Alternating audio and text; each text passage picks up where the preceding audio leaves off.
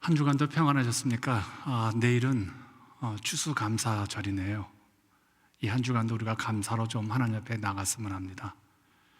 지난주 토요일 날 새벽 영혼 주일 예배 중보기도에서 감사한 죄라는 이야기를 나눴습니다. 모두가 다 함께 감사를 했으면 이기적 감사를 넘어서 자는 그런 말씀이었는데요. 오늘은 그런 인물, 그러니까 수요 세성장 사도행전 27번째입니다. 교회 모델이 필요한 시대 우리는 살아가고 있죠. 사도행전 8장 26절과 40절의 말씀을 가지고 비릴과 같은 인물이 이 시대에 필요함을 우리 한번 공감하면서 나누겠습니다. 사도행전을 보면요, 중요한 인물들이 많이 소개되고 있죠. 그들 모두는 초창기 교회 역사에 형성기에 많은 역할을 감당했던 사람들입니다. 그런데 초대교회에서 빼놓을 수 없는 두 사람의 인물이 있습니다. 스데반과 빌립이죠. 이 사람들은 초대교회 성도들의 평신도의 대표라고 말할 수가 있습니다. 그리고 초대교회 성도들의 삶의 수준, 즉 믿음의 수준을 가늠할 수 있는 모델들이라고 이야기해도 정확하죠. 오늘 본문에서 빌립은 이런 면에서 우리들에게 중요한 신앙의 모델, 삶의 모델이 되어지기도 합니다.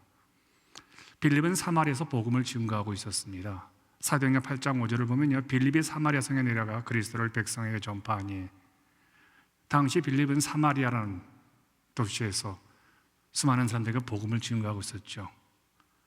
아마도 빌립은 사마리아 사람들에게 매우 영향력 있는 인물이 되었을 거라고 생각이 듭니다. 사람들은 계속된 집회를 빌립에게 요구를 했을 겁니다. 그의 설교와 그의 기적과 같은 능력을, 행함을 보고 많은 사마리아 사람들이 요청했겠지요. 아마 대단한 집회가 됐을 겁니다. 무지 바빴을 겁니다. 그런데 하나님의 영인 성령님께서 빌립에게 사마리아를 떠나라고 하십니다. 26절을 보시면요, 주의 사자가 빌립에게 말하여 이르되 일어나서 남쪽으로 향하여 예루살렘에서 가사로 내가는 길까지 가라 하니 그 길은 광야라. 가사, 우리 많이 들었죠? 아프리카로 가는 지중해 길목에 있는 도시로서 오늘날 가자라고도 불리우지요. 주님은 빌립에게 어디로 가라고 했습니까? 그 바쁜 사마리아 사역을 그만두고 그 유명해진 자신의 이름이 명성이 있는 그 사마리아 땅을 떠나고 광야로 가라고 하십니다. 지금 빌립은 한창 재미납니다. 교회가요, 성도들이 막 들어오고 모이기를 힘쓰고 서로 막 이런저런 프로그램이 횡행되고 있을 때는 사역자들이 되게 신납니다. 근데 교회가 아무나 사역도 일어나지 않냐고 열매도 없고 그러면요, 지치기 시작하죠. 근데 지금 빌립은 그냥 교회가 사마리아 지역이 열매가 맺고 있는 겁니다. 한 주에 수십 명 아닌 수백 명씩 교회로 몰려오는데 그곳을 포기하고 아무도 살지 않는 광야로 가라 하시는 거예요. 이거 쉽지 않은 순종의 요구이죠. 상식에 맞지 않는 인간적인 생각으로는 도무지 이해할 수 없는 하나님의 처사죠. 조금만 더 하면 이 사마리아가 복음의 열매가 더 맺혀질 수 있을 텐데, 그곳을 버리고 가라고 하는 것은 인간의 합리성, 효율성에 비춰보면요, 매우 불합리한 하나님의 처사입니다. 그런데 빌립이 어떻게 했습니까? 27절 보니까 일어나 가서 보니 에디오피아 사람 곧 에디오피아 여왕 간닥의 모든 국거를 맡은 관리인 네시가 예배하러 예루살렘에 왔다가, 빌립은 갔습니다. 순종해서 광야로 갔죠. 일어나 가서 보니 상식에 어긋난다고 해서 불순종하지 않고, 비록 불합리한 하나님의 처사라고 해도 그는 순종해서 광야로 간 겁니다. 오늘 우리가 빌립에게 배울 수 있는 가장 아름다운 모습, 교훈이 있다면 그건 순종입니다. 참 이 순종의 사람 만나기가 참 어렵죠, 이 시대에요. 관리인 넷이란 말은요, 왕궁의 규방을 관리하는 책임자라는 의미죠. 간닥에는 왕실의 칭호라고 보면 정확합니다. 이름이 아니라 왕실에 일하는 그 직책이라고 보면 정확하죠. 그런데 신명기 23장 1절은요, 거세된 사람은 부정한 자로 간주했습니다. 넷이는 거세된 자이기 때문에 부정한 자이죠. 그런데 이 넷이가 예루살렘 성전에 예배하러 들어갔는데 성전에는 들어가지 못합니다. 그리고 이방인 뜰에만 있다가 돌아가는 길이라고 생각이 듭니다. 할례도 받지 못하고 유대교로 개종하지 못한 상태에서 허탈한 마음으로 돌아가면서 아마 이 간다에게는 성경을 읽고 있었던 것 같습니다. 빌립은 하나님 말씀에 순종하여 아무도 살지 않는 광야로 갔죠. 그런데 광야에 갔더니 그곳에 에티오피아의 큰 권세를 가진 이 내시 대신이 있었던 겁니다. 왜 하나님께서 열심히 사역의 열매가 있고 막 풍성하고 기분 좋고 행복한 이 사역자인 빌립에게 왜 그것을 떠나고 이 외로운 광야, 아무도 없는 이 광야로 보냈습니까? 이 한 영혼 때문에 그래요. 이 한 영혼을 위해서 빌립이라는 위대한 하나님의 사도를 하나님이 보내신 겁니다. 자, 빌립이 보았더니 어떤 일이 벌어졌습니까? 28절입니다. 돌아가는 데 수레를 타고 선지자 이사야의 글을 읽더라. 선지자 이사야의 글, 당시 내시가 읽은 말씀인데 고난받는 종이라는 겁니다. 오늘 본문에는 30절에서 32절에 소개되고 있는 내용이라고 생각이 듭니다. 이 고난받는 종의 노래는 초대교회가 자주 인용된 말씀입니다. 고대의 독서는요, 글을 소리내어서 읽습니다. 그래서 빌립도 이 내시가 무언가 큰 소리를 읽는데 들어보니까 이사야 53장 7절과 8절의 말씀인 겁니다. 왜 이 본문을 내시는 읽었을까요? 아마도 비록 여왕의 재물을 맞은 권세자이지만 그는 내시로서 이디오피아, 이스라엘 어디를 가도 그 부끄러운 거세된 자이기 때문에, 굴욕을 느꼈기 때문에, 자기의 현실이 너무 비참하기 때문에, 권세는 있지만 현실은 그렇지 않잖아요. 그래서 이사야에서 소개되는 고난의 종과 같은 동질감을 느껴서 읽지 않았을까라는 생각을 해봅니다. 29절입니다. 성령이 빌립도로 이르시되 이 수레로 가까이 나아가라 하시거늘. 이 수레로 가까이 나아가라, 불명한 하나님의 지시입니다. 하나님의 관심이 한 영혼이라는 것을 보게 되겠죠. 바로 이 사람에게 하나님의 영혼이, 하나님의 관심이 가 있는 겁니다. 빌립이 하나님의 뜻에 순종하여 광야에 갔더니 사람을 만납니다. 상식적으로 빌립이 일하는 곳에는 수많은 영혼이 돌아가고 있었습니다. 그래서 그는 대단히 유명한 사역을 하고 있었죠. 그런데 사람의 상식과 이상으로 판단하면 이곳 광야보다는 사마리아에서 빌립이 복음을 전하는 것이 훨씬 효율적입니다. 그런데 하나님의 뜻은요, 광야이고 한 영혼에 있음을 보고 그는 순종합니다. 자기의 명예와 직책과 행복한 사역을 그만두고 한 사람에게 다가가죠. 여기에 순종이 있습니다. 신자는 이성으로 사는 자가 아니라 믿음으로 사는 자입니다. 이제 조금씩 목회를 하다 보니까 순종의 의미가 무엇인지 좀 알게 됩니다. 저부터도 순종이라는 것이 이런 의미구나라는 것을 깨닫게 되어지죠. 왜냐하면 순종을 믿음으로 하는 의미는 뭐냐면요, 믿음이란 하나님의 말씀으로 사는 삶이기 때문에 그렇습니다. 결국은 믿음이란 하나님의 말씀, 하나님이 요구하시는 것에, 하나님의 생각에 순종하는 모습이죠.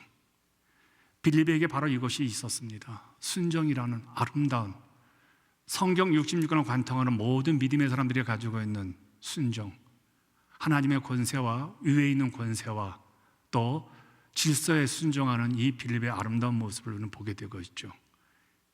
30절과 31절입니다. 빌립이 데려가서 선지자 이사야의 글을 읽는 것을 듣고 말하되 읽는 것을 깨닫느냐? 대답하되 지도해 주는 사람이 없으니 어찌 깨달을 수 있느냐 하고 빌립을 청하여 수레에 올라 같이 앉으라 하니라.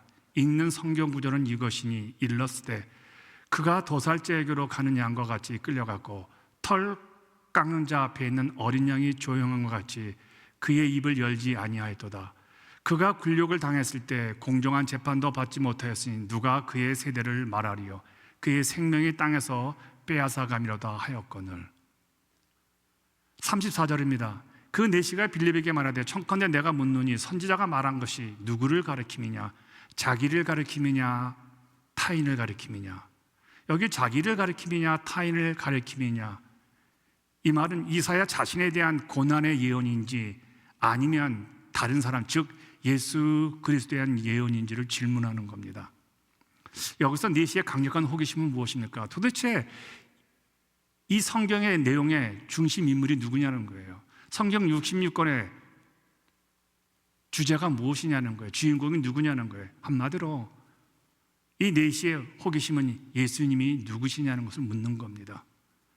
유대교는 이사야에 기록된 고난받는 종이 메시아라고 믿었지만 그분이 예수님 것을 부인합니다.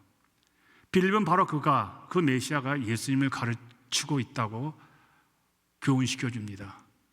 이런 생각을 합니다. 우리가 살고 있는 인류, 예전이나 지금이나 또 미래에 최고의 질문은 무엇일까요? 예수님이 누구냐죠. 예수 믿는 사람을 핍박하던 사울에게 주님이 다메섹 도상에 나타납니다. 사울아 사울아 어찌 내가 나를 핍박하느냐라고 주님이 묻지요. 그러자 사울이 무슨 말을 합니까? 주여 당신은 누구십니까? 예수님이 누굴까요? 예수가 누군데 2000년 전에 죽은 그가 오늘 우리의 구세주가 될 수 있겠습니까? 오늘 나의 문제를 해결할 수 있습니까? 이 대답을 해주어야 합니다. 예수가 나에게 어떤 분인지를 우리는 주변 사람들에게 말해 주어야 한다는 겁니다. 그러자 35절에 빌립이 입을 열어 이 글에서 시작하여 예수를 가르쳐 복음을 전하니, 예수를 가르치다고 하죠. 인류 문제에 대한 유일한 해답이 이제 예수라는 것을 우리는 알게 되어지죠. 이런 말이 있습니다. 인생의 방황은 예수님을 만나면 끝나고요, 신앙의 방황은 좋은 교회를 만나면 끝난다는 말이 있죠. 그렇습니다. 모든 사람의 문제 해결은 이 예수를 만나야 됩니다. 예수를 만나면 인생의 모든 문제가 해결된다고 하죠. 이 시대의 최고의 문제는 저는 아모스 8장 11절입니다. 주 여호와께서 가라사대 보라 날이 이를지라 내가 기근을 땅에 보내리니 양식이 없어 주림이 아니며 물이 없어 가람이 아니요 여호와의 말씀을 듣지 못한 기갈이라.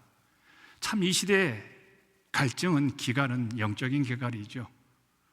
팬데믹 이후에 모든 교회가 예배가 축소되었습니다.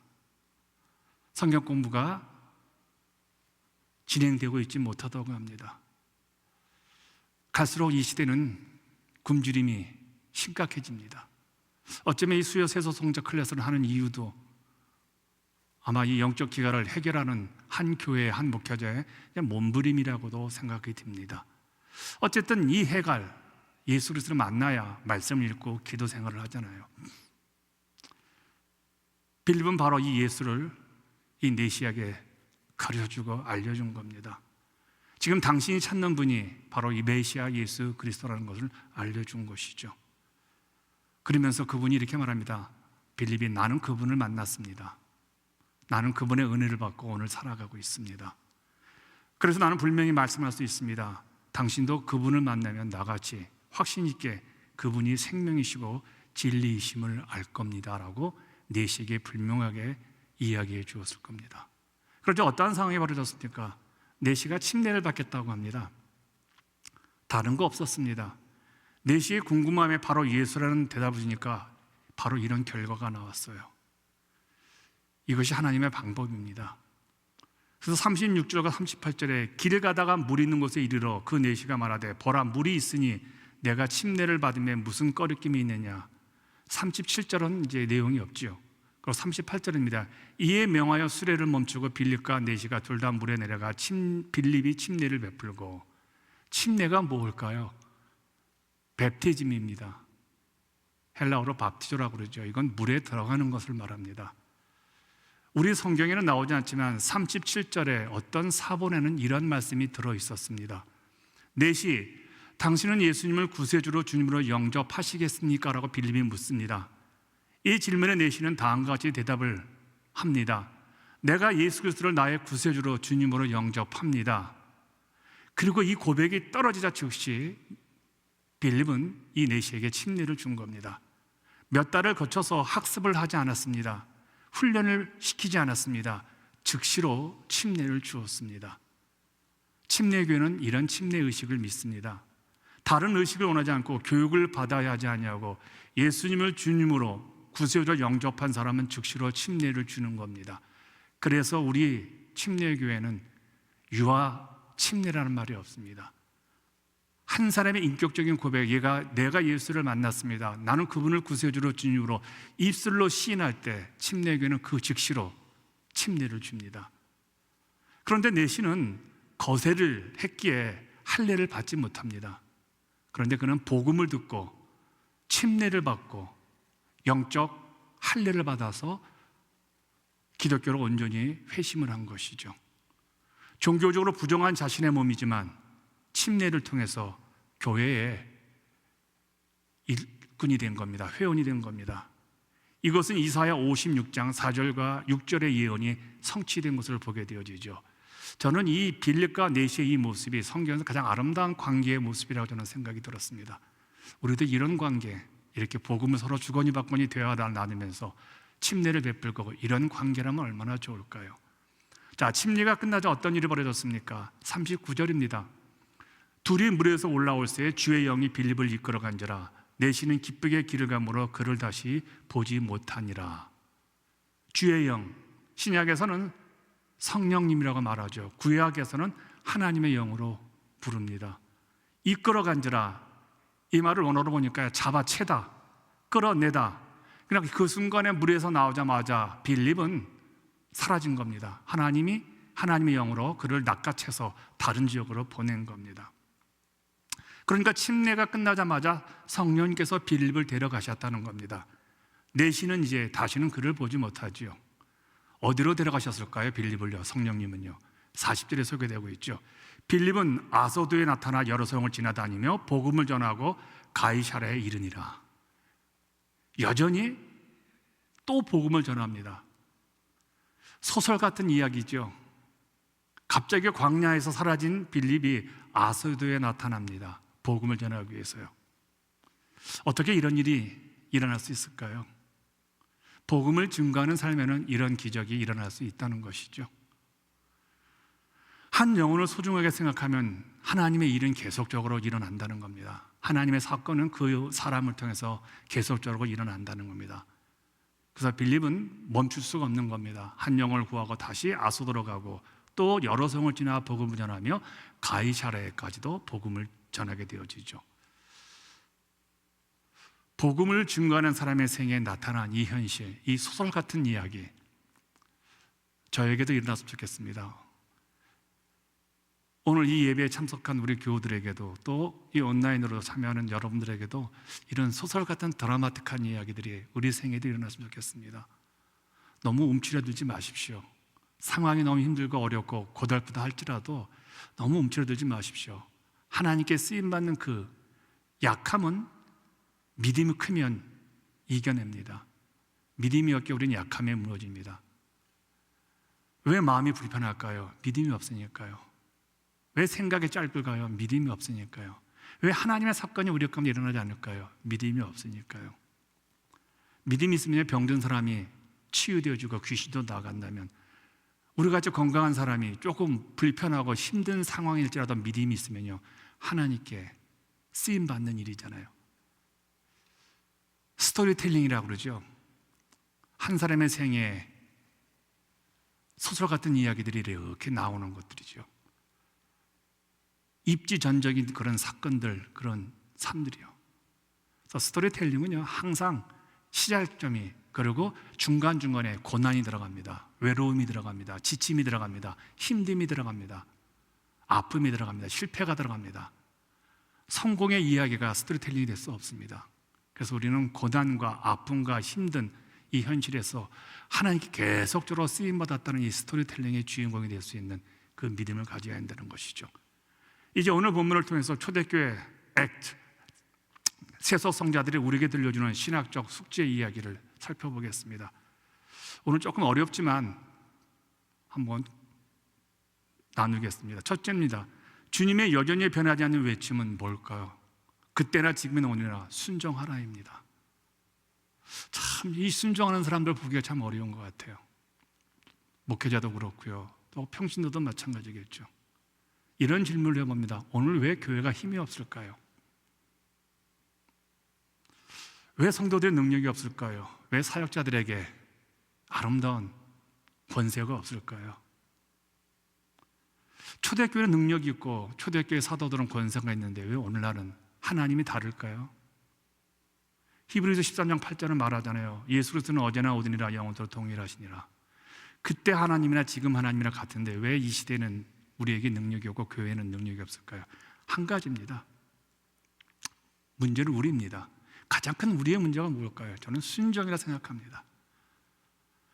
우리는 순종이라는 학교에 들어왔잖아요. 예수를 믿는다는 것은요, 우리는 순종이라는 학교에 입학한 거거든요. 순종이 뭘까요? 하나님의 시간에, 하나님의 방법으로, 하나님의 장소에 가는 거예요. 이 세 가지가 중요합니다. 하나님의 시간, 내 시간이 아니죠. 하나님 방법, 내 방법이 아니죠. 하나님이 가라고 하는 장소, 내가 원하는 장소가 아니죠. 한마디로 순종은 내 의지와 내 조건과 정반대되는 것을 행하는 것이 순종입니다. 우리에게는 내 시간이 있죠. 그런데 하나님의 시간이 있습니다. 우리에게는 내 장소가 있습니다. 근데 하나님의 장소가 있습니다. 우리에게 내 방법이 있습니다. 근데 하나님의 방법이 있습니다. 이때 어디를 택해야 될 거예요?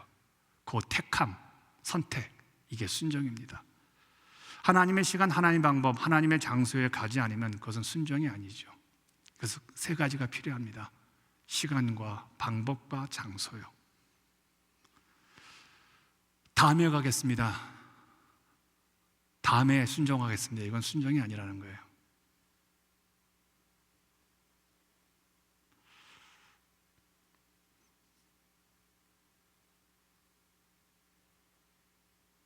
우리는 좀 순종을 회피하지 말고 좀 순종을 배워야겠죠. 제가 요즘 깨닫는 겁니다. 미루지 않으려고 합니다. 누군가를 용서할 때, 누군가의 말을 할 때 미루지 않는 겁니다. 요즘 많이 빨라졌습니다. 그리고 본인이 순종하지 않을 때 지적하기보다는 기다려주는 여유도 생긴 것 같아요. 왜요? 내가 원하는 순종이 있지만 하나님 원하는 시간이 있으니까 저도 기다려야 되겠죠. 자, 꼭 순종에 하나님의 유일한 외침, 이 순종, 하나님의 시간, 하나님의 방법, 하나님의 장소에 갖는 것이 순종이라는 걸 꼭 기억하십시오. 두 번째입니다. 세속 성자의 매일의 삶의 최우선, 우리들의 최우선은 무엇일까요? 성령님의 인도함입니다. 성령님의 인도는 반드시 행함으로 나옵니다. 여러분, 행함이 중요한 것은요, 행함으로 또 이어지기 때문에 그래요. 행하지 않고서는요, 후속 행동에 뒤따르지 않습니다. 사람들은요, 자신이 하고 싶은 것은 즐겨 행하는 반면에 해야 할 것은, 반드시 해야 할 것은 꺼리는 경향이 있습니다. 하고 싶은 것은 문자 그대로 하고 싶은 것이기에 누구나 할 수 있습니다. 별로 결단과 의지가 필요 없습니다. 그런데 해야 할 것에는요, 정말 의지가 필요해요. 이게 매우 중요합니다. 해야 할 것을 그 사람들은 하지 않습니다. 하고 싶은 것을 하려고 합니다. 이 시대 문제가 이거 같아요. 하고 싶은 것을 다 하다 보니까 갈등이 생기고 문제가 생기는 거예요. 해야 할 것만 한다면요, 목회자가 설교하고 교회 순종하고 전도하고 기도한다면요, 그런데 목회자는 내가 하고 싶은 것만 하려니까 갈등이 생기죠. 성도들이요, 교회 와서 행해야 할 것만 한다면요, 아무 문제 없잖아요. 근데 자기들의 주장을 하고 자기들의 생각을 이야기하니까요, 참 이게 오늘날 문제이죠. 계속 반복적인 갈등이 일어나는 이유는 이거예요. 행해야 할 것만 한다면 아무 문제 없습니다. 내가 하고 싶은 것을 하니까 어려운 일이 생기게 되었죠. 빌립을 보세요. 빌립은 예루살렘을 떠나야만 세상 끝날까지, 아니 세상 끝까지 갈 수 있다고 생각을 했습니다. 그러자 스데반의 순교 후에 박해고자 빌립은 이것이 하나님께서 세상 끝으로 가라는 말씀으로 믿었죠. 그래서 그는 가는 곳으로 복음을 전하기로 마음을 먹었습니다. 바로 그곳이 사마리아였습니다. 유대인이 그렇게 싫어하고 교제를 하지 않는 사마리아 사람에게 복음을 빌립은 전했습니다. 유대인으로서 하고 싶은 것을 한다면 당연히 그들에게 복음을 전하지 말아야 하고 사마리아에 가지 말아야 합니다. 근데 이것은 반드시 해야 할 일입니다. 만나기 싫은 사람을 반드시 만나야 합니다. 하기 싫은 일, 해야 할 일이라면 행해야 한다는 거예요. 그래서 그곳에 복음을 전하자 이 순전한 행동이 또 다른 행동으로 이어지잖아요. 그건 뭡니까? 광야에서 이디오피아 내시를 만나는 겁니다. 그 내시가 누굽니까? 율법에서 사람으로 취급하지 않는 거세당한 남자입니다. 그리고 흑인입니다. 함에 죽서 굳습니다. 유대인으로서 도저히 접촉 불가능한 인간이 빌립이 만나야 될 사람이에요. 그런데요, 빌립의 이 행함은 행함으로 계속 이어집니다. 인간의 악행은요, 악행으로 이어집니다. 가만히 보세요. 말썽을 피우는 사람들은 끊임없이 말썽을 피웁니다. 그러나 선함을 계속 유지하는 사람은요, 선한 행동으로 계속 이어게 되어지죠. 이 저주의 사슬을 끊어내고 축복의 사슬을 이어가야 되는 것이죠. 그런데 이 행함과 행함 사이에 반드시 성령님의 인도하심이 있다는 겁니다. 그래서 주님의 말씀을 쫓아 해야 할 것을 행하는 사람에게는요, 실족이 있을 수가 없습니다. 왜냐하면 어떤 경우에도 성령님의 인도하심을 받잖아요. 최초의 사마리아 전도, 최초의 이방인 전도, 이 모든 것은 빌립의 열매였습니다. 다 행함에서 또 다른 행함으로 이어지게 되어지죠. 이 과정 속에 행함의 과정은, 이 연결 브릿지 역할은 성령님이 행하시는 겁니다. 사마리아에서 광야는 70km나 떨어져 있습니다. 그리고 이디오피아 내시는 56km를 앞서가고 있었습니다. 그렇다면 만나기 위해서는요, 빌립이 먼저 출발해야 합니다. 그러자 놀라운 일이 계속 발생하죠. 어떤 놀라운 일을 말합니까? 빌립에게는 나빠지는 상황이 계속 반복이 되어지고 연속적이었습니다. 그런데 그는 그 나빠지는 상황 속에서도 순종하여 복음을 행했더니 이 선구조가 계속 일어나고 좋은 행함이 계속 좋은 열매를 맺게 되는 거예요. 결국은 하나님의 주권을 신뢰하는 이 빌립의 모습이죠. 그리스도는요, 하고 싶은 것을 행하는 사람이 아니라는 사실을 좀 우리는 믿었으면 합니다. 하고 싶은 것만 행하여서는 말씀을 쫓는 거룩한 삶을 살아가기는 불가능합니다. 말씀을 쫓아 해야 할 것을 할 때 삶의 가치와 의미를 확인받게 되어지고요, 내 존재의 의미를 알게 되어집니다. 그리고 성령님의 인도하심은요, 해야 할 또 다른 선한 것들을 우리에게 보여주십니다. 악한 행동을 끊으시고 불평 원망 끊으시고 정말 우리의 남은 인생이 더 하나님이 보여주시는 것처럼 좀 나갔으면 합니다. 이제 마지막입니다. 오늘 교회 과제는 무엇일까요?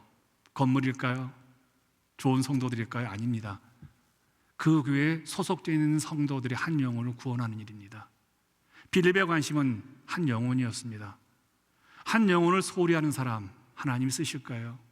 한 영혼을 소홀히 여기는 교회 쓰실까요? 이 시대 교회의 가장 큰 문제, 좁혀서 본다면 저희 교회의 가장 큰 문제가 있다면요, 영혼을 구원하지 않는 겁니다. 복음을 전하지를 않아요. 이 문제가 가장 큰 문제인 것 같아요. 하나님 그래서 안 쓰시는 것 같아요. 복음을 전하지 않는 교회를요. 결국 순종이란, 가장 아름다운 순종이란 한 영혼에게 다가가서 복음을 전하는 것이겠죠. 왜 복음을 증거해야 될까요? 교회가 가질 수 있는 최고의 모델이 무엇일까요? 예, 많이 배운 사람, 사회적으로 명망 있는 사람, 돈이 많은 사람, 많이 배운 사람, 네, 필요합니다. 그런데요, 한 영혼을 사랑하는 사람, 천하보다 귀한 영혼을 전도하기 위해서 애를 쓰는 사람이 교회의 모델입니다. 제가 목회를 해보니까 이런 분들 만나기 참 어려워요. 참 만나고 싶어요. 영혼 구원에 애써서 저한테 SOS하고 기도 제목 보내고. 근데 교회가 너무나 많은 행정적인 불필요한 것에 투입되고 있어요. 성도들이 너무나 불필요한 것에 관심이 가 있어요. 그래서 전설적인 한 영혼을 구원하는 사람들의 이야기보다는요, 교회를 힘들게 하고 목회자를 힘들게 하는 그런 악행을 행하는 사람들의 이야기가 너무 많이 퍼져 있어요. 한 영혼을 사랑해서 교회에 막 영혼 구원의 불길을 만들어가는 사람, 대대로 교인들의 입에서 간증할 수 있는 전성적 인물들, 오늘이 필요한 것 같습니다. 빌립과 같은 한 영혼, 행함이 행함으로 이어지고 그 행함과 행함의 성령님의 브릿지 역할로 끊임없이 한평생 선한 일을 행하는 이 빌립과 같은 사람, 그리고 한 영혼을 위해서 자기의 명예와 자기의 자리를 박차고 하나님의 장소로 가는 이 빌립이 오늘 필요하다는 겁니다. 오늘 우리 그런 문제를 놓고 한번 기도해 봤으면 합니다. 세소 성도들 우리에게 들려준 기도 제목입니다. 첫 번째는 다른 어떤 삶보다 하나님의 시간, 방법, 장소로 나아가는 우리의 순종이 오늘 필요한 것 같습니다. 기도합니다. 주님, 순종에 있어서 가장 탁월한 믿음을 실천하게 하옵소서. 두 번째입니다.